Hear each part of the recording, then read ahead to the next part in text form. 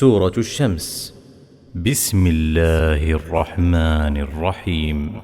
والشمس وضحاها والقمر إذا تلاها والنهار إذا جلاها والليل إذا يغشاها والسماء وما بناها والأرض وما طحاها ونفس وما سواها فألهمها فجورها وتقواها قد أفلح من زكاها وقد خاب من دساها كذبت ثمود بطغواها إذ انبعث أشقاها فقال لهم رسول الله ناقة الله وسقياها فكذبوه فعقروها فدمدم عليهم ربهم بذنبهم فسواها ولا يخاف عقباها.